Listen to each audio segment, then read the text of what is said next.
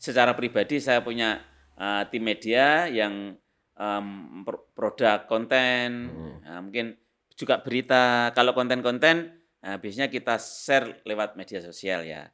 Tapi kalau berita, kita punya wartawan.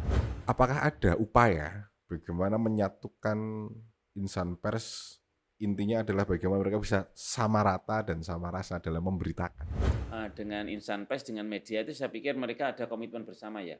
Bagaimana mereka bisa guyup rukun, kemudian juga dengan anggaran yang terbatas dia bisa juga menjadi corong menyampaikan kinerja kepada masyarakat. Tapi ini tantangan ke depan ya, tantangan ke depan bagi media-media, media pers ya, karena media sosial, media medsos itu kan sekarang kan dia luar biasa ya dinamikanya. Bahkan media sosial juga sudah bisa dijangkau oleh masyarakat luas.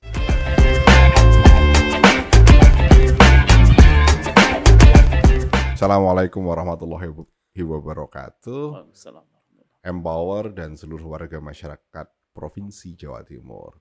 Kembali lagi di podcast Suara Rakyat bareng DPRD Provinsi Jawa Timur. Kali ini kita kedatangan tamu, Wakil Ketua Komisi A DPRD Provinsi Jawa Timur dari fraksi Partai Keadilan Sejahtera, yakni Bapak Haji Agus Cahyono SHI MHI. Pada kesempatan yang berbahagia ini kita akan mendiskusikan terkait dengan sinergitas antara anggota DPRD dengan insan pers. Maka dari itu kita sambut Pak Agus. Assalamualaikum Pak Agus. Waalaikumsalam warahmatullahi wabarakatuh. Bagaimana kondisi hari ini? Sudah bertemu dengan wartawan berapa hari ini? Kalau itu hari-hari bertemu dengan wartawan. Kalau ngantor. Jadi, karena kantornya wartawan sama kantornya DPRD itu sama di Indrapura itu. Satu tempat. Berarti. Satu tempat. Kadang wartawan tuh lebih sregep dibanding anggota DPRD-nya. Gitu. Kenapa kok bisa seperti itu? Ya setiap hari wartawan bisa ngantor di kantor DPRD, tapi anggota DPRD belum tentu tiap hari dia ngantor. Karena anggota DPRD itu kan tidak ada kewajiban harus setiap hari ngantor seperti PNS ya, seperti ASN. Anggota DPRD itu datang ke kantor berbasis undangan. Entah undangan paripurna, undangan rapat komisi, undangan fraksi. Selain itu ya kalau tidak ada kegiatan kantor ya mending turun ke dapil. Apalagi saya ini kan dapil 9 Jawa Timur, meliputi Trenggalek, Ponorogo, Pacitan, Magetan, Ngawi. Bayangkan kalau keliling itu dari ujung ke ujung, satu perjalanan bisa menempuh 5 jam dari ujung ke ujung itu untuk dapil 9. Dapil 9 cukup asik karena naik turun gunung semua itu. Beda dengan dapil Surabaya, kan cuma satu kota Surabaya. Dapil 2 cuma Sidoarjo, Kabupaten Sidoarjo saja. Ya. Jadi memang kalau Pak Agus enggak bisa langsung ya, artinya enggak bisa sat-sat buat kalau ke dapil karena memang jangkauannya cukup luas. Kita kan punya kaki tangan ya. Oh iya, kaki tangan. Punya kaki tangan. Oke Mas, kembali ke tema kita. Waktu turun itu Pak, enggak bahas itu tadi aja, kita bahas yang turunnya itu aja. Waktu turun itu sering diikuti teman-teman media atau enggak? Gini, jadi saya sendiri itu punya tim media. Oh gitu. Ya, jadi secara pribadi saya punya tim media yang produk konten, mungkin juga berita. Kalau konten-konten biasanya kita share lewat media sosial ya. Tapi kalau berita, kita punya wartawan dari fraksi PKS. Jadi kita punya channel di fraksi PKS itu, yang di situ berita-berita PKS dimuat, yaitu kan berasal dari anggota fraksi. Untuk mensikapi berbagai permasalahan, entah itu problematika dapil atau isu lagi mencuat, itu wartawan kita yang yang bikin berita, menulis ya, yang menulis. yang menulis Ya dulu justru. juga jebolan dari salah satu media pers juga ya. Oke, terus kemudian sebenarnya kenapa sinergitas antara insan pers dengan anggota DPRD khususnya dan DPRD Provinsi Jawa Timur pada umumnya itu dirasa penting? Iya, karena gini ya, kan pertanggungjawaban kerja-kerja anggota dewan itu kan ke publik. Hmm, Jadi ke publik. Jadi apa yang sudah kita kerjakan, apa yang lagi kita perjuangkan, itu pertanggungjawaban kita kan kepada publik, so, kepada masyarakat luas, kepada para pemilih, kepada para konstituen. Kalau kita mengandalkan tatap muka kita datang, kan sangat terbatas. yap. Nah, maka disitulah peran insan pers itu sangat strategis bagi anggota dewan. Nah, makanya kita ada saluran khusus di fraksi PKS, termasuk juga saya lihat di fraksi-fraksi lain, partai-partai lain juga melakukan hal yang sama. Melakukan hal Jadi yang mereka sama. punya juga tim media insan pers yang melekat di fraksi masing-masing, bahkan juga sampai ke masing-masing anggota. Tantangannya apa, Pak? Tantangan saat membangun sinergi. Tapi kan kita tahu bareng ya, tidak semua pemberitaan itu bisa enak untuk dibaca. Pengalaman jenengan Iya. gimana selama ini Oh berkutat ya, dengan jadi begini wartawan? ya, kalau kalau itu wartawan pribadi Heeh, atau milik fraksi, heeh, itu kontrolnya enak. gitu. Jadi misalnya kita punya berita, Heeh. sebelum tayang ya feedback dulu. Ini tulisannya bagus gitu.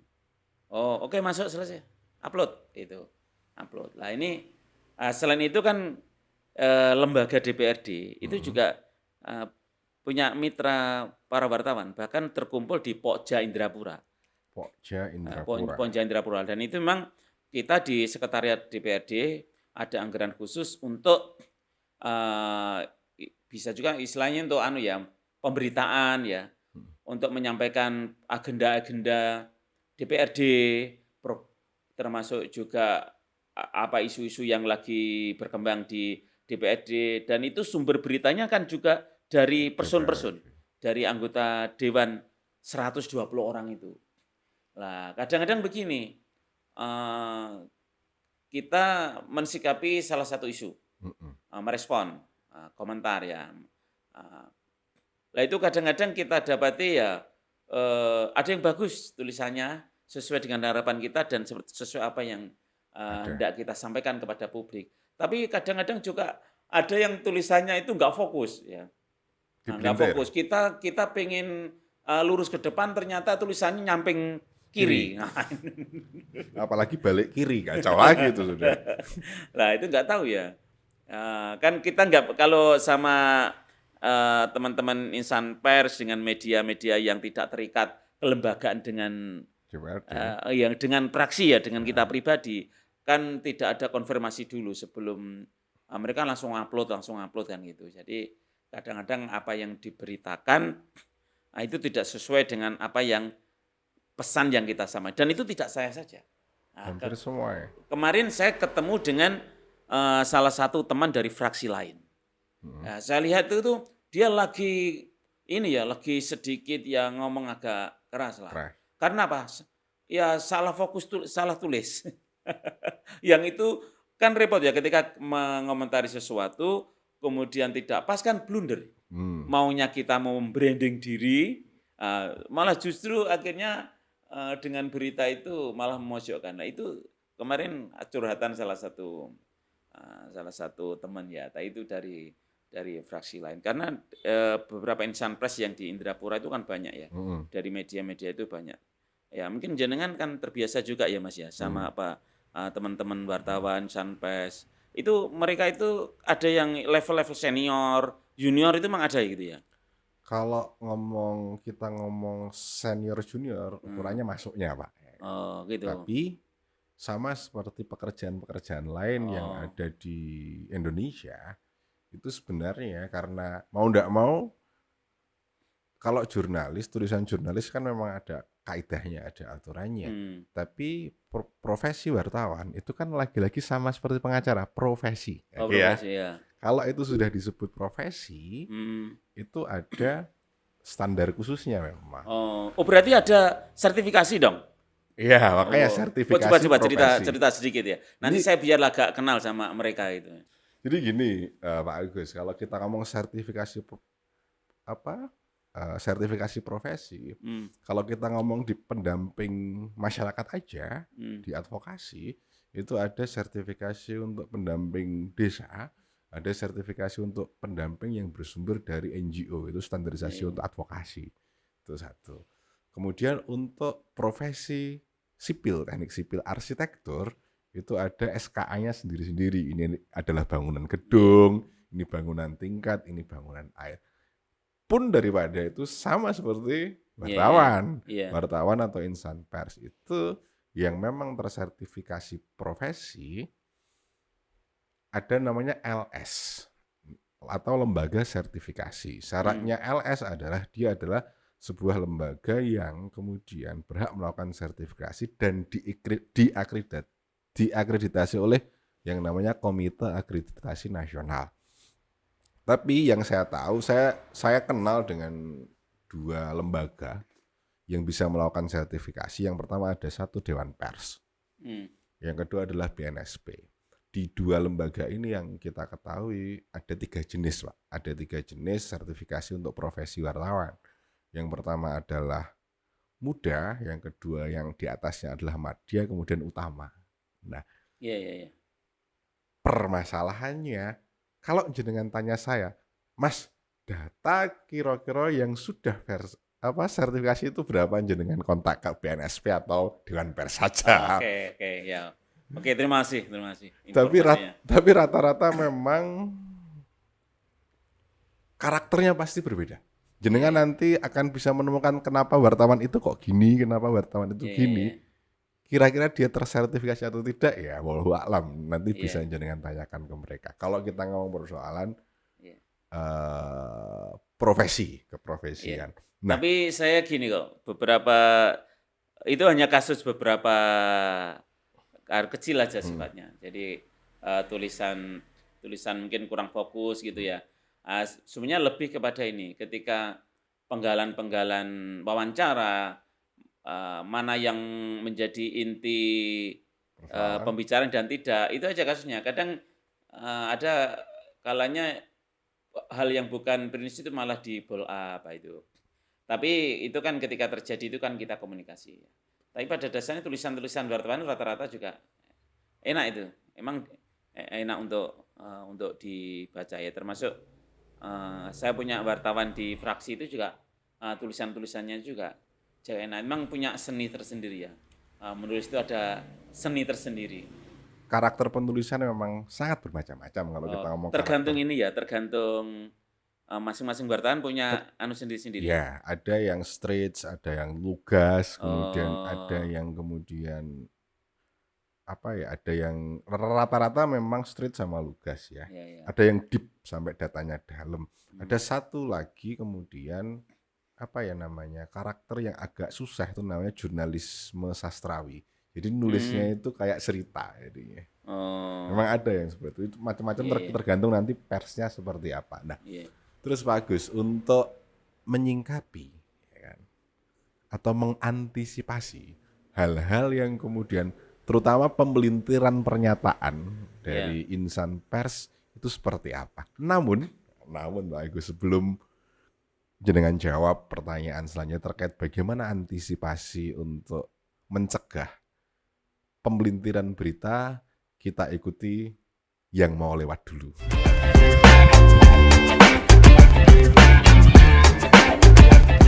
Empower dan seluruh warga masyarakat Jawa Timur terjeda sejenak dan kita lanjutkan. Gini Pak Agus, gimana sih caranya mengantisipasi supaya apa yang kita sampaikan tidak terpelintir oleh insan media yang kemudian tidak bertanggung jawab?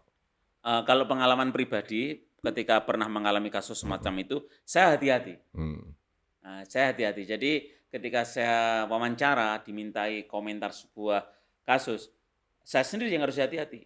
Jadi komentar saya tidak bikin celah miskomunikasi atau salah fokus dalam penulisan ya. Nah, jadi saya tidak mau melebar kemana-mana ketika bicara kasus A, sudah A itu yang saya bicarakan. Nah, dan saya irit agak menata pembicaraan yang melebar, contoh-contoh yang agak sensitif lah itu nanti bikin kacau tulisan. Cuma yang asik itu biasanya soal judul, Mas. Oh iya, Ya judul lah. Ya judulnya itu mesti aneh gitu, dan itu akhirnya ya saya sadari karena apa, judul itu kan memantik orang untuk membaca. Ketika judul itu lempeng-lempeng saja, ketika baca judul sudah wes paham itu. Tapi ketika judulnya itu agak aneh itu kan, opo ki beritanya lah itu langsung baca. Nah, karena ya saya interaksi beberapa kali dengan para wartawan, nah itu akhirnya ya melatih diri saya lah. Dan kadang wartawan itu yang ada yang modelnya itu pertanyaan yang menjebak. Ya, menjebak. Itu seni itu. Seninya ya, wartawan. Seni. Ternyata yang diwawancari juga harus punya seni. Oh, iya. Jadi saya itu sempat bingung dulu ya. Dulu itu ketika ditanya, dipancing gini, arep ndak jawab ki. Piye dijawab ki kok ndak pas itu. Akhirnya apa? Ternyata ketika wawancara itu wartawan wawancara, ketika dia bertanya A, ternyata kita tidak harus menjawab A. Iya. Pokoknya ngomong bisa menjawab B, C, dan D ya ternyata. Ternyata begitu seninya. Tapi kita sangat butuh ya, artinya kita anggota dewan, kinerja kita butuh diketahui oleh publik Jawa Timur. Saya pikir peran wartawan, insan pers, peran media itu sangat luar biasa. Makanya kita di lembaga DPRD itu kita ada anggaran khusus ya, anggaran khusus untuk publikasi. Kita bekerja sama dengan media, dengan insan pers. Makanya di kantor DPRD Provinsi Jawa Timur itu setiap hari selalu ada wartawan. Bahkan ketika ada isu-isu yang muncul di Jawa Timur gitu, minta pendapat kepada kita, komentar kita. Dan komentar kita itu pun juga nanti dampaknya bagus. Bisa juga kita ini minta kepada pemerintah Provinsi Jawa Timur. Anggota DPRD punya fungsi pengawasan, kita mengawasi sebuah masalah, kemudian kita memberikan satu solusi ya kepada eksekutif untuk melakukan langkah-langkah strategis. Lah itu bisa juga lewat ini media pers, lewat wartawan itu. Misalnya ada kasus di mana muncul peran DPRD lah, DPRD mungkin angkat bicara. Jadi bisa kita katakan memang asik sih, apalagi kalau sudah adu mekanik tadi antara jurnalis sama antara narasumber ya kan, sama pewawancara pasti cukup menarik. Nah, peran media memang berfungsi untuk selain menginformasikan juga sebagai kontrol sosial, Pak. Ya kan? Nah, pertanyaannya adalah apa dukungan yang kemudian diberikan DPRD selain penganggaran yang sudah saya sampaikan jenengan sampaikan di awal untuk insan-insan pers itu. Karena memang kalau dulu cari berita susah, kalau sekarang cukup mudah sih sebenarnya. Apakah ada upaya bagaimana menyatukan insan pers? Intinya adalah bagaimana mereka bisa sama rata dan sama rasa dalam memberitakan gitu. Ya biasanya kita ini kan komitmen kelembagaan ya, komitmen kelembagaan tadi dengan insan pers, dengan media itu saya pikir mereka ada komitmen bersama ya, bagaimana mereka bisa guyup rukun, kemudian juga dengan anggaran yang terbatas dia bisa juga menjadi corong menyampaikan kinerja kepada masyarakat, dan memang sinergi kita itu baru di level itu ya. Kemudian yang kedua, kadang yang sering kita secara fraksi atau mungkin personal kadang ya efektorial, kadang iklan ya itu. Dan itu pun satu dua ya rapopo. Tapi kemudian kebanyakan ya itu bikin kanker ya. Kantong kering. Maka kita kalau di fraksi PKS itu ketika iklan-iklan ya kita cukuplah diwakili fraksi. Ya, misalnya hari jadi Provinsi Jawa Timur katakanlah. Lah nanti iklan semua minta iklan, nek siji ra apa-apa ya, nek 20 ya blenger lah gitu. Nah, biasanya kita sampaikan kepada ke teman-teman wartawan, anu aja silakan berkomunikasi Dengan fraksi. dengan fraksi. Sebenarnya saya melihat satu sisi kadang ya kasihan juga ya sama teman-teman wartawan ya, insan pers itu. Kadang mereka mungkin dapat insentif, dapat honor itu dari berita yang ditayangkan ya. Mungkin benar salah ini. Gimana ya, gini. Gimana itu? Kalau ukurannya undang-undang pers. Oh iya, gimana? Kalau ukurannya undang-undang pers itu ada standar gaji, Pak, sebenarnya. Dari media? Dari perusahaan media. Oh, perusahaannya. Oh. Lagi-lagi kan Iya. kita tahu bersama kalau media itu kan perusahaan. Makanya badan hukumnya kan PT semua. Iya. Nah, itu kalau ikut undang-undang pers antara muda, madya, utama, kemudian lokasi itu ada grade-nya masing-masing sebenarnya. Oh, berarti misalnya kayak wartawan di salah satu media mungkin di Jawa Timur itu semuanya bisa menggaji UMR sampai level UMR. Kalau ikut undang-undang pers itu di atas UMR. Oh gitu ya. Realitanya? Realitanya kalau saya dulu pernah di salah satu perusahaan yang cukup besar itu memang di atas UMR. Oh kalau perusahaannya besar ya. Nah, ini yang sebenarnya yang harus menjadi concern ya, bahwa yang harusnya diaudit bukan hanya insan persnya, tapi perusahaan medianya. Itu kan kadang media-media sekarang bikin perusahaan pers itu kan agak mudah ya. Maksudnya banyak sekali kan media-media online itu. Media-media online dia mungkin tidak sampai cetak ya, tidak cetak, tapi berita-berita itu cukup lewat saluran-saluran online itu. Nah itu kan juga kadang saya dapat informasi nggak tahu valid tidaknya ya. Kadang wartawan itu dia ya ketika dapat honor, ketika beritanya itu layak dimuat dia dapat honor dari perusahaan. Kalau mungkin dia cari berita dan beritanya itu tidak layak tayang, ya juga nggak dapat. Itu gimana itu? Ada nggak? Freelancer namanya. Oh gitu ya. Freelance. Oh bukan pegawai tetap. Oh bukan pegawai tetap. Itu kalau wartawan, kalau persentase mungkin dari sekarang wartawan yang banyak itu rata-rata freelance apa? Iya banyak magang, banyak freelance. Oh gitu ya. Oh iya. Kalau ngomong pegawai tetap, nama perusahaan kan standarnya diregulasi ya, diatur. Ya cukup lumayan sih sebenarnya kalau profesi. Oke. Nah kalau kita ngomong perusahaan seperti itu. Nah yang lanjutnya Pak, pengalaman jenengan Pak.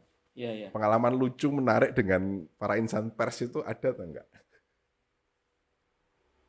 Kalau banyak sih ya pengalaman menarik sih ya, karena saya itu kan politisi, kemudian juga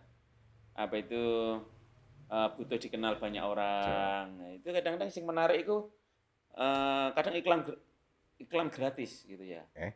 Gimana iklan gratis misalnya kadang kita diberitakan masalah apa itu akhirnya salah satu efek positifnya kan jadi terkenal lah gitu. Apalagi kalau kasus-kasus yang lagi hit, kasus-kasus yang istilahnya menjadi pembicaraan, kalau kita jadi narasumber diberitakan, kan akhirnya kan juga terkenal. Iklan gratis. Publikasi gratis. Itu mungkin yang menarik. Ya. Terus yang mengesalkan. Masa semua menarik kan enggak mungkin. Ya, yang mengesalkan itu tadi kita wawancara, kemudian berita yang muncul tidak sesuai dengan harapan. Dulu itu pernah begini ya. Pernah karena saya belum pengalaman. Belum pengalaman ketika awal jadi anggota dewan. Pertama kali jadi anggota dewan di Trenggalek. Itu diwawancari sama wartawan, kalau nggak salah ketika itu mau kasus pilkada atau apa itu? Soal pilkada. Siapa? Lama sekali, saya anggota dewan periode pertama 2004-2009. Pasca reformasi. Di Trenggalek, ya di Trenggalek itu. Jadi waktu itu mau ada event pilkada, saya diwawancari wartawan, dipancing-pancing, kemudian dia bikin narasi, terus saya memberikan kesan mengiyakan, akhirnya ditulis sebagai narasumber. Habis itu saya dimarahi oleh ketua partai. Itu yang mengesalkan. Saya dimarahi. Kenapa komentar begitu? Gitu. Nah, ya karena belum pengalaman. Nah itu mungkin ya bisa katakan ya mengesalkan. Mengesalkan. Jadi akhirnya saya dimarahi sama ketua partai waktu itu. Untung tidak dipecat pada saat itu. Oh, enggak sampai begitu. Enggak tahu, terus akhirnya kita minta untuk klarifikasi atau apa ya, dulu itu lupa saya. Ada namanya hak jawab. Hak Hak jawab. jawab. Jadi Ya. klarifikasi dan lain sebagainya. Tapi enggak salah sih, karena dia mungkin wartawan senior ya. Saya tahu kalau saya itu pemula diwawancari, digiring akhirnya katut. Gitu. Ya kalau sekarang enggak iso. Pengalaman. Sudah pengalaman. Digiring ganti giring. Nah, itu yang asik gitu kan. Oke Pak, pengalaman dengan media cukup banyak. Nanti kita akan bahas balik ke topik awal tentang sinergitas yang berlanjut dan bagaimana pengelolaan media terutama di Komisi A dan juga mungkin nanti bisa merembet ke Partai Keadilan Sejahtera, namun setelah yang mau lewat.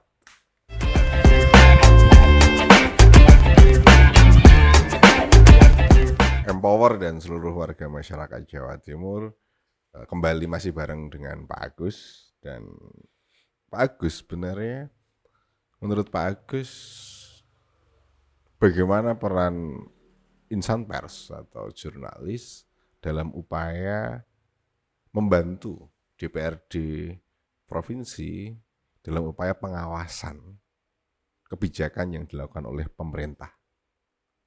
Itu seperti apa? Iya.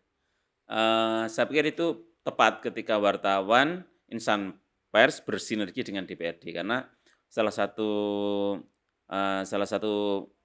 tugas dan fungsi anggota dewan itu kan melakukan evaluasi ya terhadap kinerja, termasuk kinerja eksekutif. Itu bagian dari kita punya fungsi pengawasan namanya. Disitulah insan pers mungkin bisa memberitakan,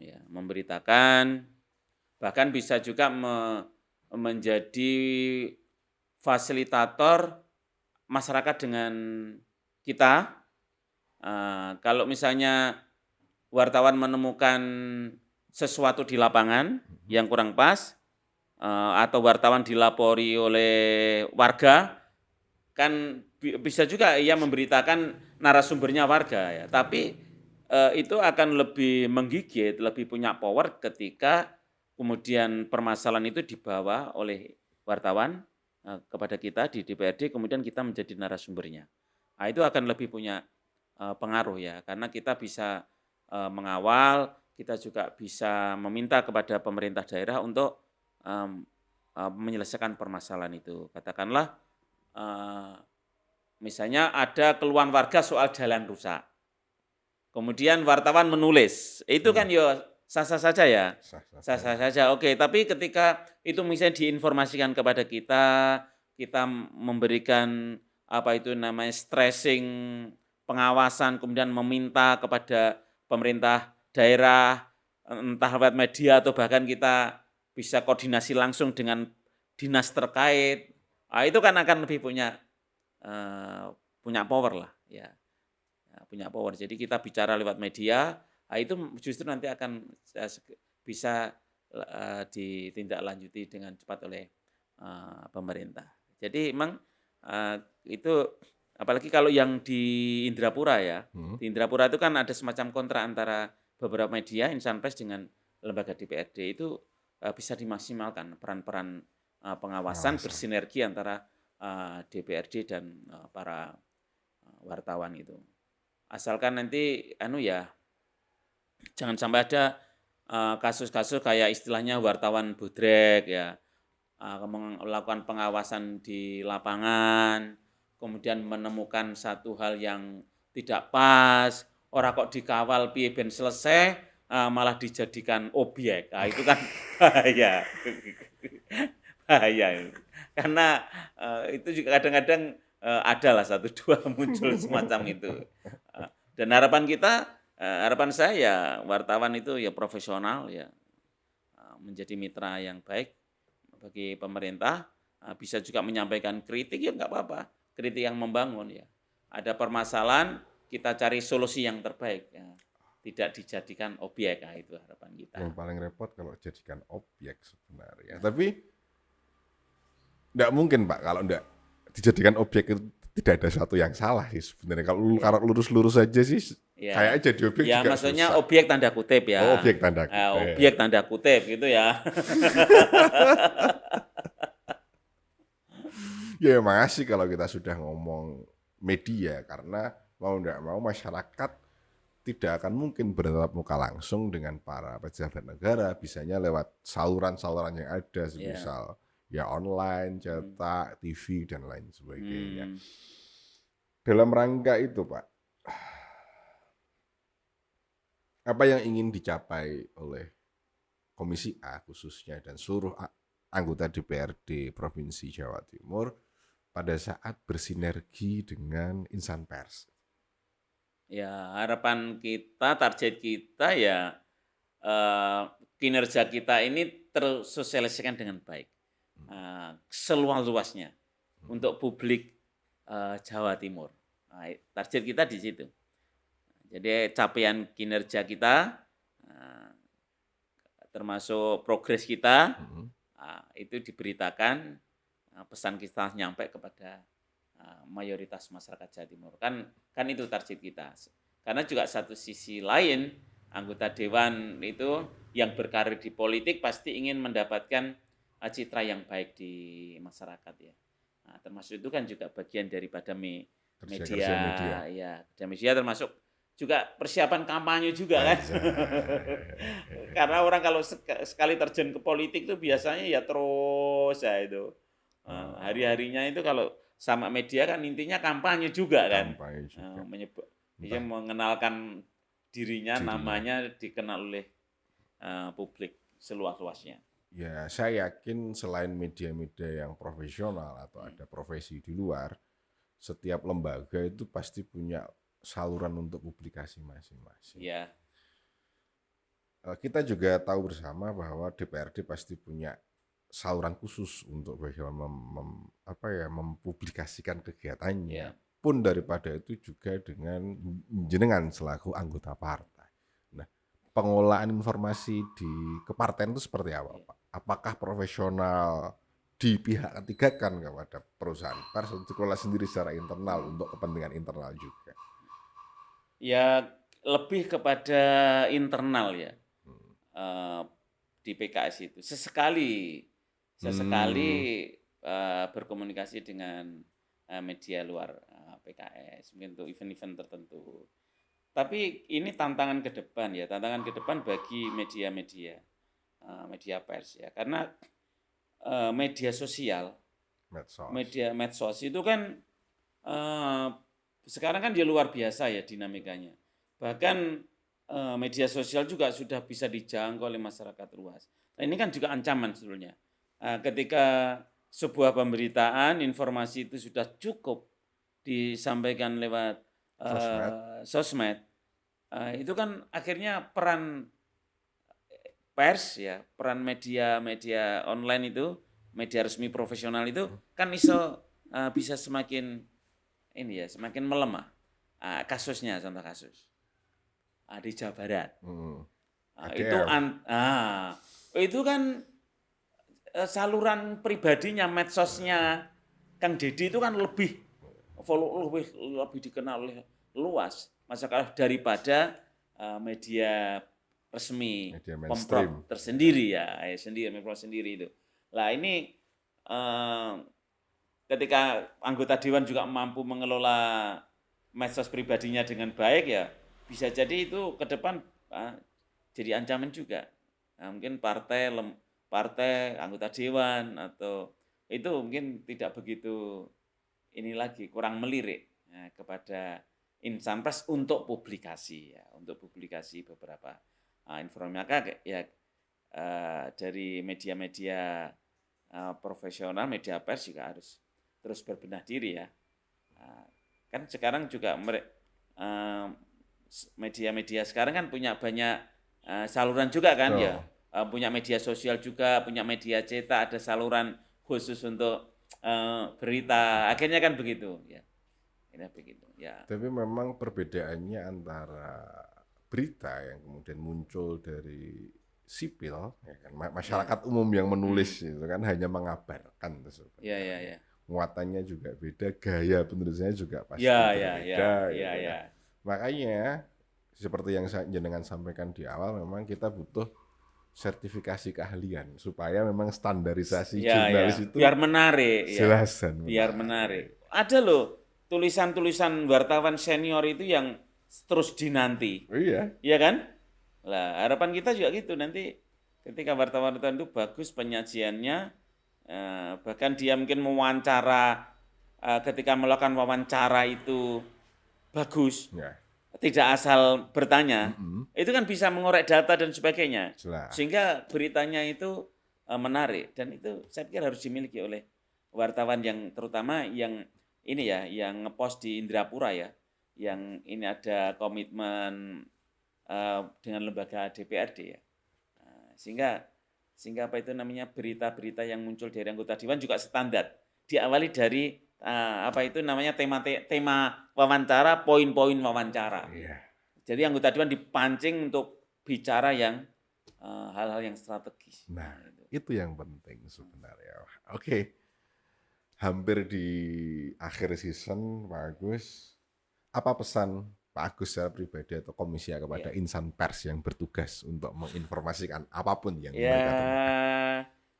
Kalau pesan sih ya kita terus berkolaborasi ya, karena kita juga butuh dengan teman-teman wartawan untuk branding kita, branding lembaga, karena kinerja kita. Satu sisi juga kita harapannya wartawan semakin profesional, juga memantik kita untuk berbicara strategi sehingga berita-berita yang keluar pun dari hasil wawancara yang berkualitas.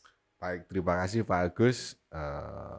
Empower dan seluruh warga masyarakat Jawa Timur. Demikianlah podcast bersama Pak Agus dalam channel Suara Rakyat DPRD Provinsi Jawa Timur, dan sampai ketemu di podcast selanjutnya. Assalamualaikum warahmatullahi wabarakatuh. Waalaikumsalam warahmatullahi wabarakatuh.